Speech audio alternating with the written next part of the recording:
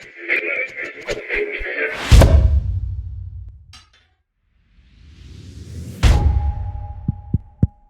this thing on?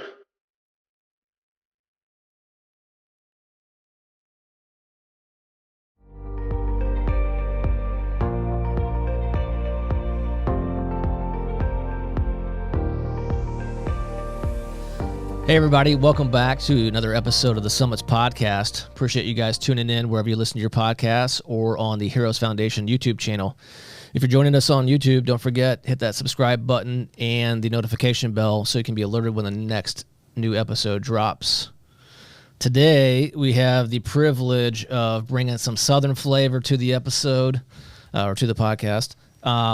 Mr. Brian Dancy, welcome to Indy, brother. Thank you, man. I'm glad to be here. You're like my Southern brother from a different mother.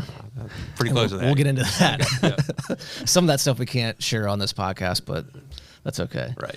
I'll tell you what, if you would, or as we talked about earlier before we started this thing, Brian is in town for our 5th annual Swing for Heroes Pro-Am golf tournament. So thanks again for coming up with the Greensboro crew. Right. Looking forward to it. I don't want to see any of our hardware going back to North Carolina. Okay. Just want to state that. But I understand. Whatever happens, happens. It does. Yeah. Why don't you share with our viewers and listeners a little bit about yourself, where you're from, and that sort of thing? Yeah. Grew up in North Carolina. I was born in Raleigh, and have a twin brother who now lives in Pittsburgh. I currently live in Greensboro. I've been there for about the past 30 years or so. I have a business that I acquired back in 2019. I'm in the metal finishing business. Mm-hmm. We anodize and plate parts for industrial customers. Have a wife, been married 25 years, October 6th. So, I'm sorry. Yeah. You're coming up pretty soon. You're going to get fact checked for sure. So it's actually next week. So nice. So we're getting very close to that. You said 25 is next week? Yeah. Congrats. I need to do a little shopping here pretty soon. We're 24. Well, we were 24 on Monday. Okay, awesome. Yeah. Time flies, man. It's been great. And, no kids. 2 lovely dogs, Wilson and Sumner. They're Springer Spaniels, so they keep us occupied pretty well. But and hobbies, I enjoy golf. That's how I kind of got connected to Vince and Heroes Foundation through Vince's family member, Chris Patrick, basically, that lives in Greensboro. We've connected through golf there. I thought you were going to say lives at the country club. Close to it, yeah, right. He does. Yeah, he does. Yeah. So actually, funny story about that real quick, but Chris had told me he kind of wanted me. He lived kind of on the outskirts of town, not far. Greensboro's not a huge city, but it was several miles away, probably a 15, 20-minute drive to the golf course. And we were playing one day and coming down one of the fairways, and I pointed to a house that I knew was probably going to come up for sale pretty soon. It was a friend of mine's family that was going to be moving or selling it. And so kind of raised an eyebrow, and sure enough, one thing led to another. And so a few months later, Chris was a proud new owner of a golf course property. So his drinking habits have gone up since then, but his gas mileage got way down. Yeah, so, right. So it all evens out. It right? does. Yeah. It does. I remember him telling me about that. You could see that little twinkle in his eye. So my guess is when you first tipped him off about that, he was like, "Oh, I got to figure out how to make this happen." Right. Yeah. Well, I knew he and Amy's family situation. The kids were out of the house or getting soon to be, and I'd been in that home, so that it was just a perfect layout. As everything's on one level, and I thought it'd be ideal for them. So it turned out to for as old work as out they well. are, and exactly. They didn't want to climb stairs. Chris is getting kind of lazy. So what was your commission on that? I do have a real estate license. You might want to square that up with them. I should have. I don't even get a referral fee off of it. So I don't practice real estate at all, but I've had a license for probably 20 years now or something. Well, we'll tell him we need to have a little consultation after this. I think so. Yeah, he's probably paid back. I've been to a few get-togethers at the house, and he hadn't charged me too much for the drinks over there. So that's true. Well, so. We'll talk about your business a little bit later, but we might have to do a little industrious podcast episode for that one. Yeah, that'd be cool. Okay. Yeah, I'd love to. Relationship on the assessor side there. Yeah. Give us some reason to open up a North Carolina branch. There we go. Let's do it. So, Brian, we talked about this multiple times over the past couple of years, but if you would, what is your cancer story? Yeah, it's still pretty new. I'll start there.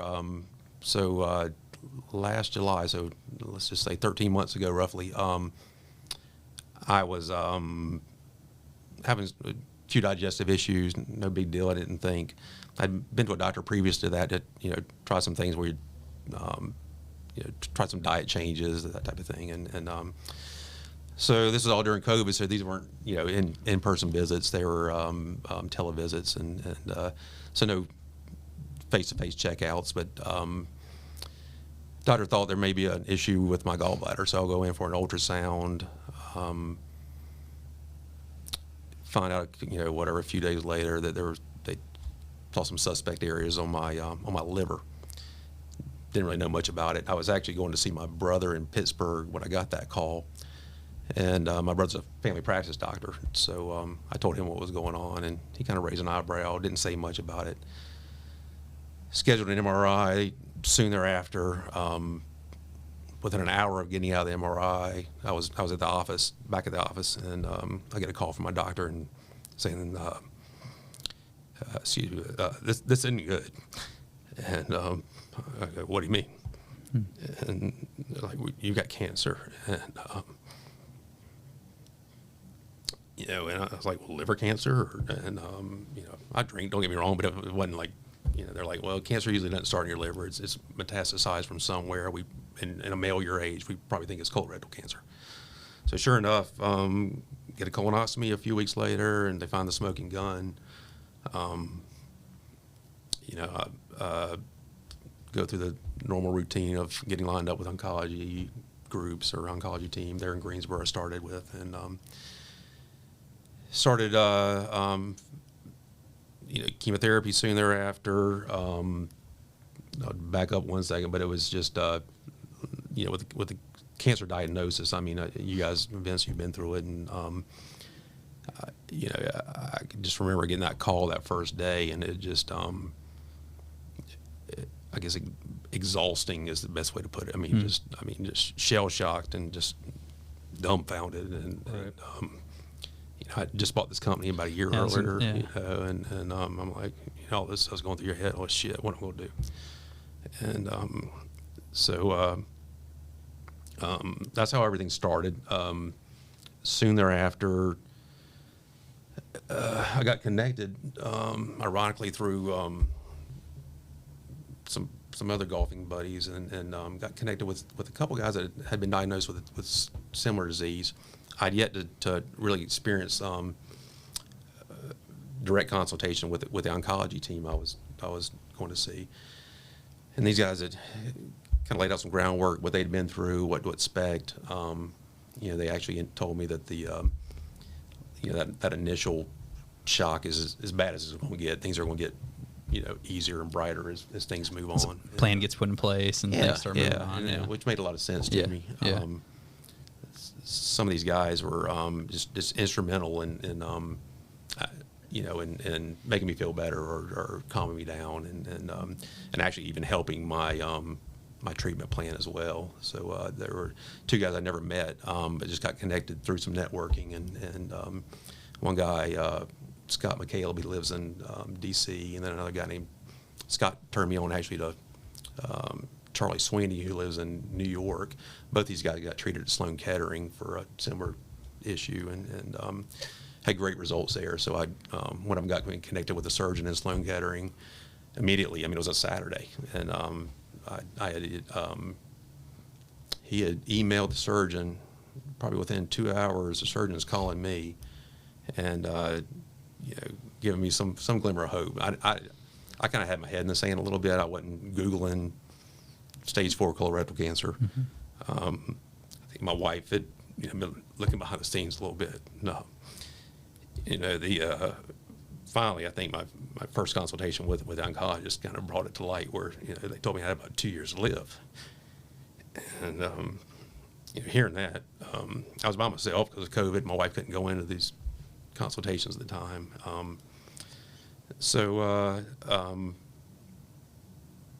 That was a little disheartening to hear that, but I was kind of, again, just didn't quite believe it. Definitely didn't understand it. Didn't want to believe it is probably a better way to put it. And but I didn't I didn't worry that much about it. I don't know why. I mean, it was just I think naive, or again, maybe just didn't want to face it. So so I kind of went in with a kind of a happy attitude. I try and be that way anyway, and one thing after another kind of led to more positive results. I was fortunately, after some gene testing, my type of cancer cells were adequate for a separate type of treatment. It wasn't part of the chemo regimen, but it was kind of an antibody treatment. It had some bad side effects, but that doubled my life expectancy from 2 years to 4 years.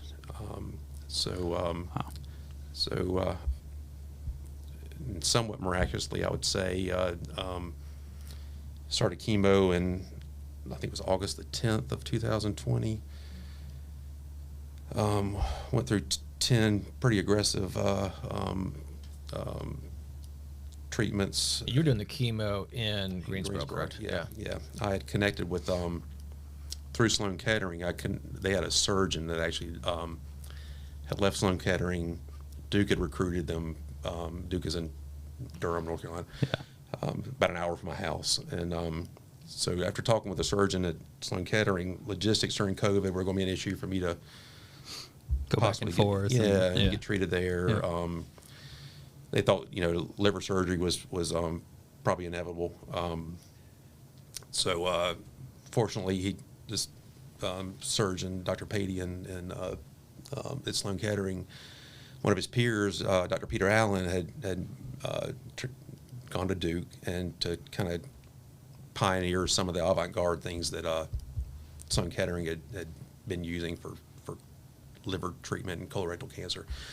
So I got in touch with Dr. Allen and started a relationship with Duke. So I maintained my chemo. It was great. I mean, the oncology group in Greensboro, or Cone Hospital, and the oncology team and surgeons at Duke collaborated beautifully. They agreed to my chemo and other therapy, schedule and recommendations. We had so I went through the treatments in Greensboro. Was going back to Duke every now and then for scans and visits again for planning what the next steps would be. So the major step would have been, or the steps in place were chemotherapy, 25 treatments of radiation, and then surgery. And the surgery would have included, there's a rectal resection, which I had they cut the tumor out of my colorectal area, reconnect that. But during that process, while the healing's taking place, I had a ileostomy or ostomy bag. Mm-hmm. They were also going to insert or try and cut out. I had 7 lesions at least in my liver area on both lobes. Could have been somewhat inoperable in some ways. They couldn't cut all that out. It would have killed me. So they were going to insert it's called a hepatic pump, which would inject chemo directly into my liver. And the chemo can be a lot stronger that way. Intravenously, you can't take it that strong. So this would have hopefully reduced the tumor sizes in my liver and maybe make it operable where they could remove one lobe and let the other one react to the chemo and then remove that while the other one, because your liver will regenerate, which is good. So back to the miraculous part. About 2 weeks prior to surgery, I go in for a one last scan. They do kind of concentrated MRIs at that point on your surgical areas, and so one would have been in my colorectal area, the other would have been in my liver. I'd been progressing better, and my tumor size had been shrinking. That last scan showed, no evidence of disease is the term I've learned to say now rather than remission. But the surgeon calls me up and says, there was going to be a dual surgery. So I had a liver surgeon and a colorectal surgeon. And so the liver surgeon called me and said, Brian, I don't think we need to operate on your liver right now. We can see what happens. If it comes back, we still have the opportunity to go in. So my surgery went from, a dual thing to a single thing. I did have the colorectal resection done. Ostomy bag, had that that was April 15th, I think it was, in 2021. And then August 5th, I had my reversal, or they call it a takedown surgery. So my plumbing's hooked back up. Got rid of the bag. A few battle wounds on my gut these days, but knock on wood. Take those over the alternative, right? Yeah, and it's been great. I mean, I'll say that. I mean, just the science out there, the care of the physicians, to hear them surprised at my, I guess surprise is not the best word, but pleasure at seeing my progression, or beat the odds on where I'm at right now. It's been great, and then they're happy for me. Everybody's good with that, and it's so, and I'm just ecstatic about it as well. So yeah. As you guys know, there's worry. I'll get another scan in October, so in about another 3 weeks, and hopefully everything will stay at bay, and that they gave me. So now the cool thing is first diagnosis, you got 2 years to live. They said if I didn't do anything at that time, I'd probably die within a year. So with treatment, I would have 2 years, and that was kind of a tough decision. Then I'm like, do I want to get? In a year, that's been hell. I mean, with chemo, and this was some radical stuff. I mean, I lost my hair, my face was, I could. Some big deal. Vince had got it back. So, I mean, it was a choice. I mean, do you want to live? Because I really wasn't sick. I mean, I was working out still. I was. I mean, it wasn't.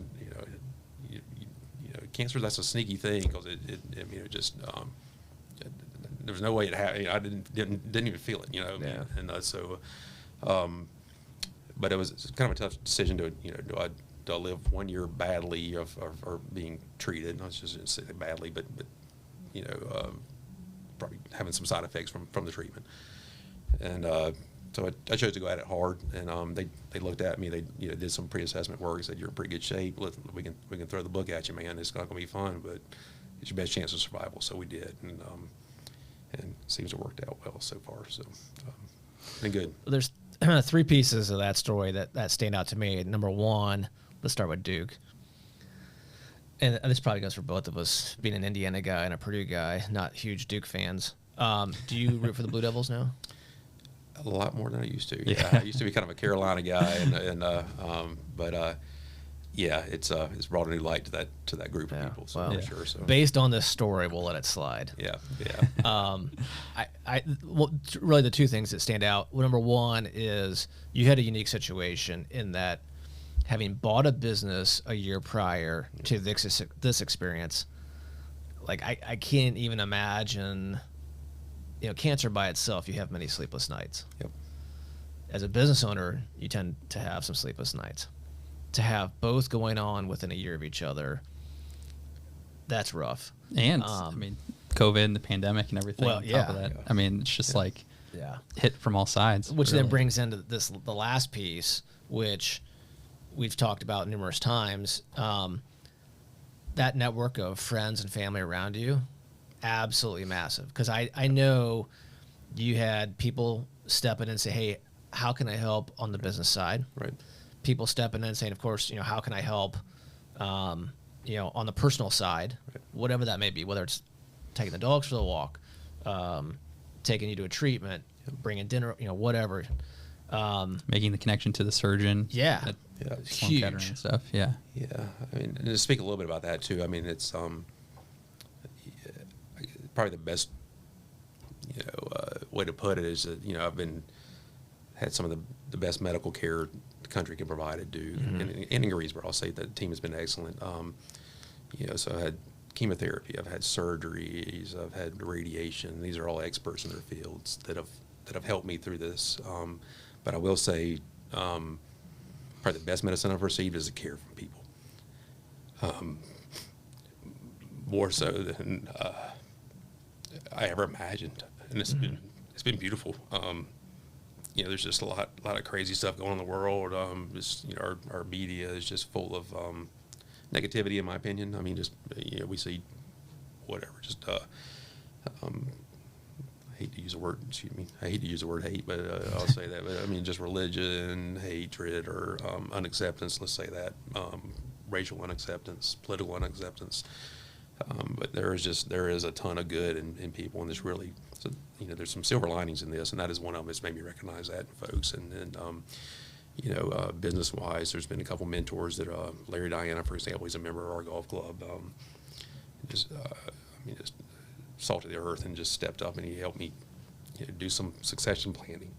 That's tough after a year of buying a business, and I just turned, I was 49 when I got diagnosed. So, I'm thinking I had at least another 10, 15, 20 years, whatever I wanted, and kind of changed pretty quickly. So the peer group of friends and family, my wife, you take Star Mountain Club, and it's privileged to be there. I'll just say that.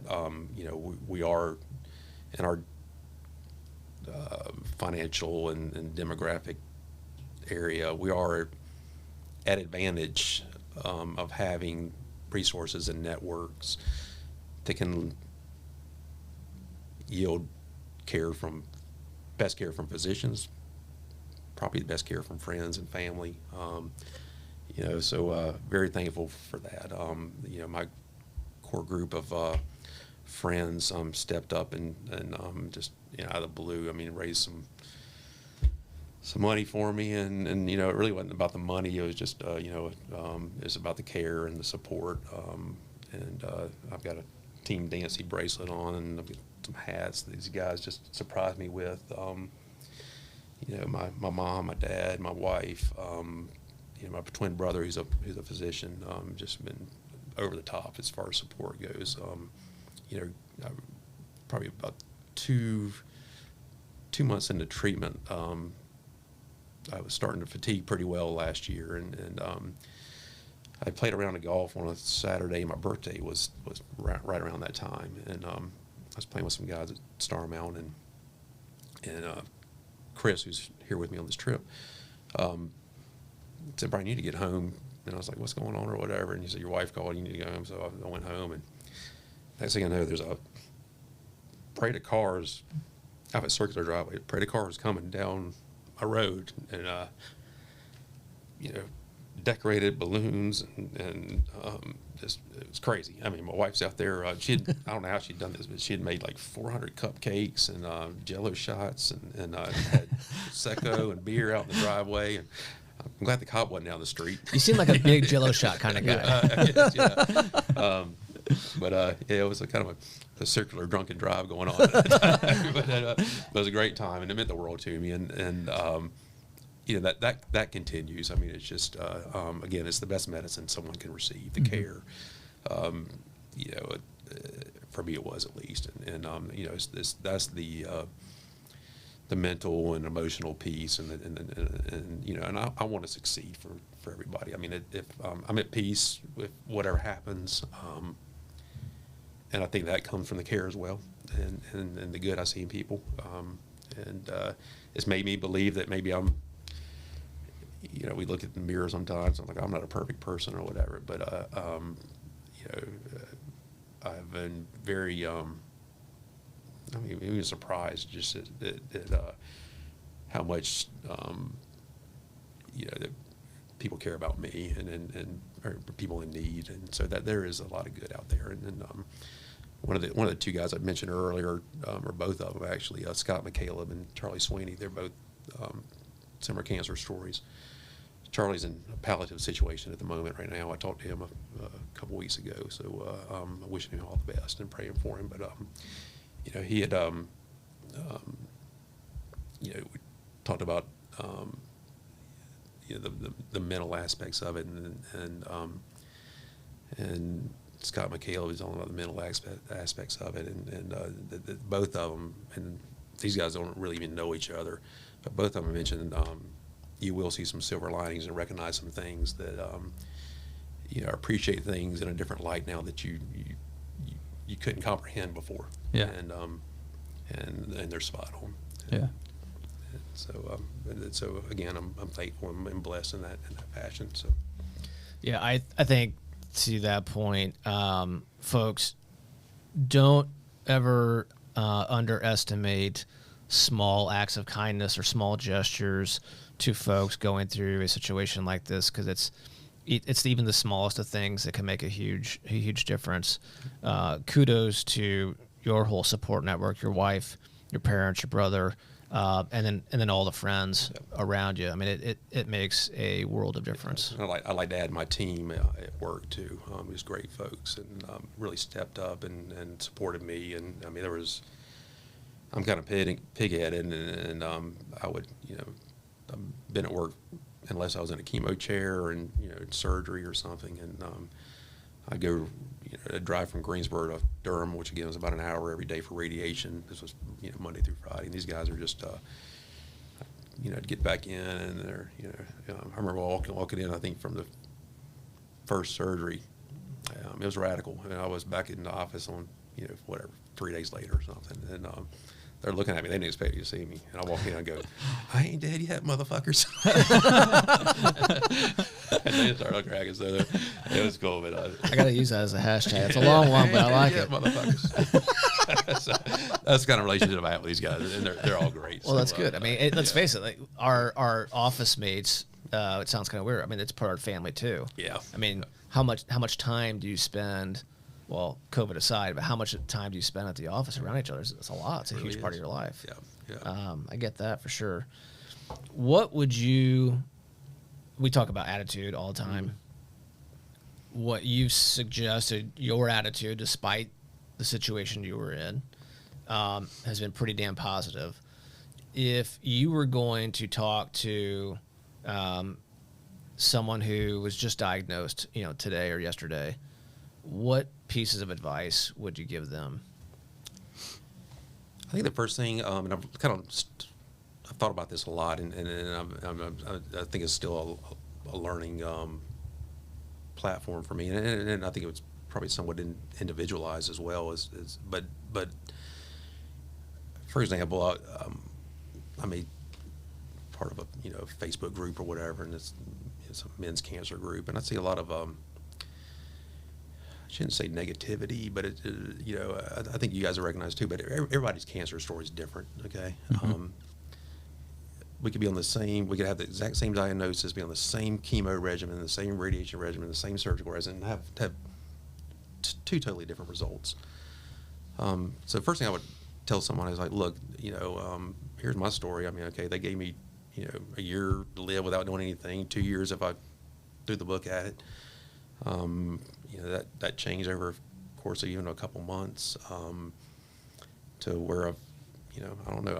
I went from you're going to die to I've got a 20 to 30% chance of actually being cured. Okay, so I'll take that from where I started for sure. It ain't great, but it's hell of a lot better. Yeah. So you're saying there's a chance? There is a chance. Yeah, and I'll take that. So but if I was, I would tell someone, I was like, look, I'm going to say, don't educate yourself on what you have, but leave a lot of the noise away. I think that can be unhealthy. Again, I kind of probably intentionally chose to put my head in the sand. I did network with some folks that had been through it or going through it. I actually have another close friend of mine. I forgot to mention that, Ray Wilson, a peer of mine. We went to the same high school, graduated the same year. 3 months before I did, he got diagnosed with the same thing.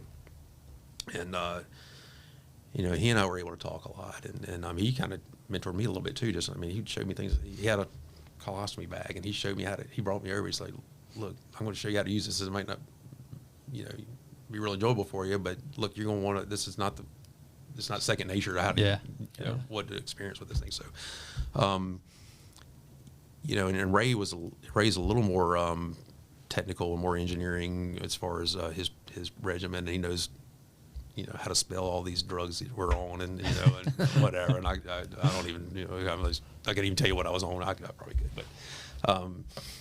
but I would that's the first thing I would say is just your experience is going to be different than anybody else's.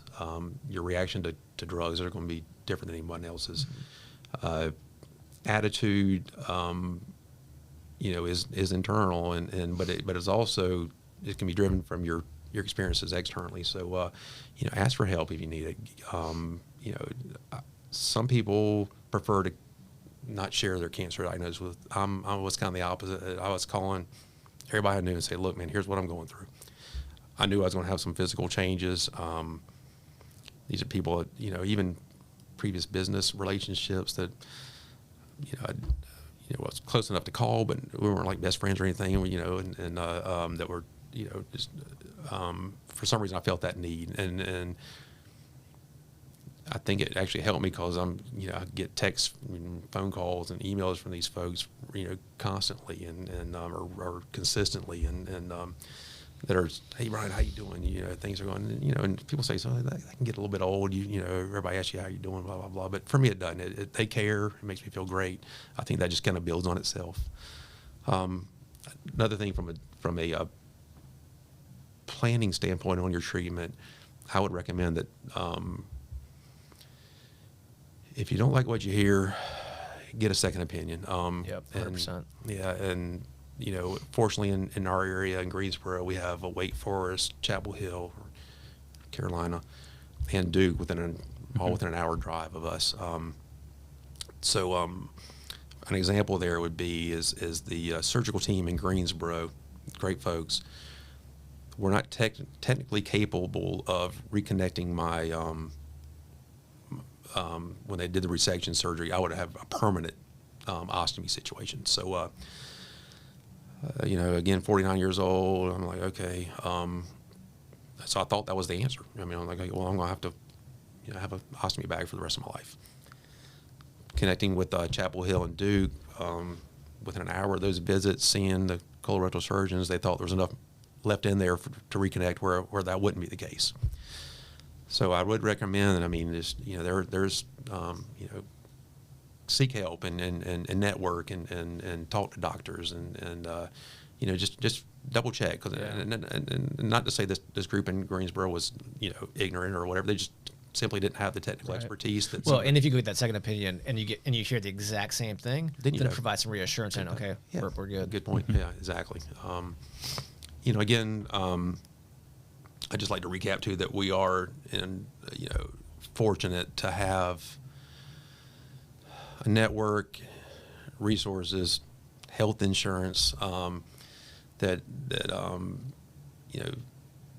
people in our demographic can fairly easily access or have access to. The less fortunate are people that aren't, as fortunate maybe financially or don't have health insurance or aren't as don't have a network of friends or even doctors or whatever you want to call it. They are at a severe disadvantage. So if we could, and I think that's probably a lot of what Hero Foundation helps with is just, education and there are other options. If I can just picture my situation. If I wasn't educated and I took that first surgical advice and said, you're gonna have a permanent ostomy situation, I'd have a permanent ostomy situation. Right. And so I could see someone easily slipping in or falling into that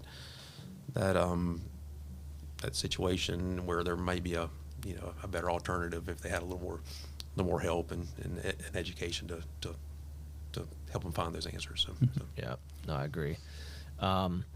Shifting gears a little bit, Daniel asked me if we were going to pad your handicap with a few more strokes. I get mercy strokes. Yeah, I do get mercy strokes. Oh, mercy strokes. That's what I'm calling it. Okay. Yeah. So, interesting. You like that one? I know what team to bet on now. Okay. So how much is that going to cost me? Yeah, I think I owe you guys something, to be honest with you. So no, you don't know us nothing. The fact that you're here is payback enough. Okay. Well, I appreciate it, and I will tell you a little bit of an off-color thought I've had in my mind was, and editing for family might be a wise point here, but anyway, so 2 years ago we come down for the Heroes Foundation. Cancer last thing on my mind. Partying and golf was the first thing on my mind. Okay, so we come up and we have a. I think I know where this is going. Okay, well so these knuckleheads had driven up. I had some work to do, so I flew up that morning for the day of the tournament. Mm-hmm.